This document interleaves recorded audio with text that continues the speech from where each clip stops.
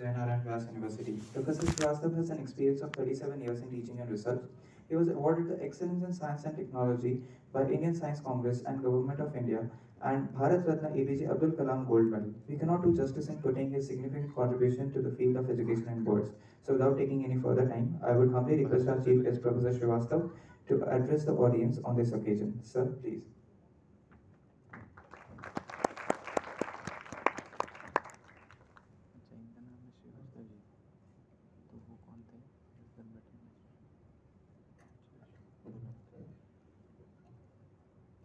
Good evening.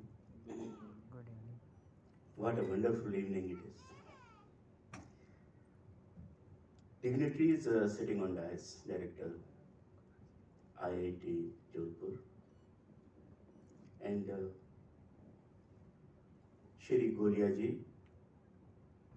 I would like to say a few words first about Golia ji, that this is just an occasion when this institution is grateful to you.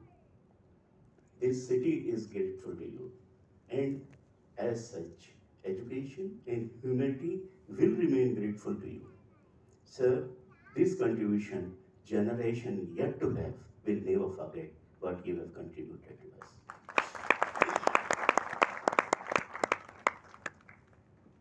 Dr. O.P. Yadav Sahab is not having a simple introduction like Director of Kajri, although this is a very dignified post in the institution he is holding.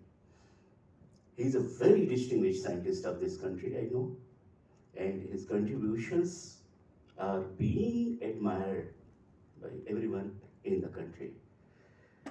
Dean Administration, Mr. Tiwari, is also on the dais. The dignitaries, distinguished faculty members, researchers just sitting in front of me. And this is also the time when I must congratulate to all those distinguished teachers, those who have been given award, and those whose contributions have been recognized so greatly by the institutions. Ladies and gentlemen, and my dear students sitting at the back benches. Today's function, what I feel, is really multifaceted function. Many facets I can see of this function.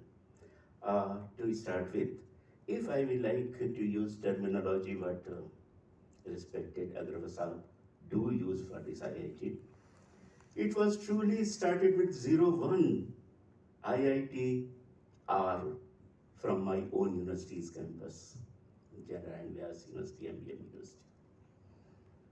I remember one very important event when this IIT was inaugurated.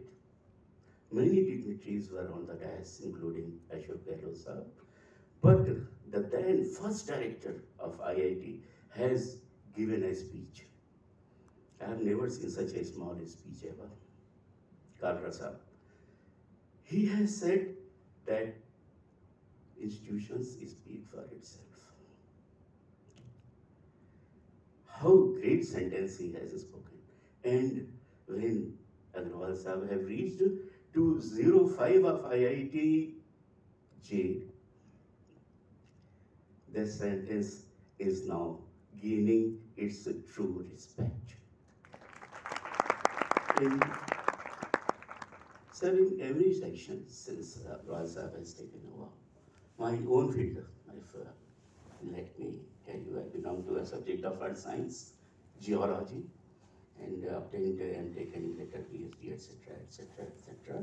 And being a man of a subject that is very close to nature, I very much appreciate the initiatives Agrawal Sahab taken in the campus for Green Campus Initiative, water, ponds, etc. This is a real contribution serving nature, although if someday we will get some times to talk about, we will really talk how nature and these electronics and robotics and AI can well be connected. The second facet about which I would like to talk and for which this function is being organized is, of course, is Teachers' Day. I congratulate everyone sitting here for the teachers there. But one thing have become very clear by now, even in this today's function, that one initiative which has been taken by IITJ, Hindi, how greatly soul and heart of Indian people have been touched by using this language in IIT. हम सब जितने भी यहाँ बैठे हुए हैं, सब ने एक बात कही और ये सच्ची है कि सबका कहीं ना कहीं एक गांव से संबंध था। किसी के स्कूल में 2 पेड़ थे तो कोई पट्टियां खुद लेके आया करता था, बिछा के बैठा करता था उन पट्टियों पर। इस तरह से जब जर्नी किसी का शुरू होता है, वो एक सच्चा भारतीय है, और उस सच्चे भारतीय को हम सब के अंदर कहीं ना कहीं वो जी रहा है।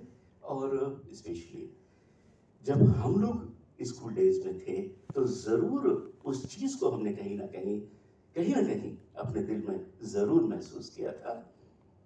आज मैं मेरी बात पूरी करूं, कहानी का दौर था, कई मीठी मीठी कहानियां सुनाएगी, मैं भी सुनाई देता हूं। इसी तरीके से गांव से आया एक लड़का मैं इसलिए कहना चाह रहा था कि शायद अपने आप को छिपा ले जाऊं, लेकिन अगर मैं मेरी तारीफ कर दूं तो आप माफ करिएगा। जब सागर विश्वविद्यालय में पहली बार पहुंचा तो that was centre of advance studies in geology.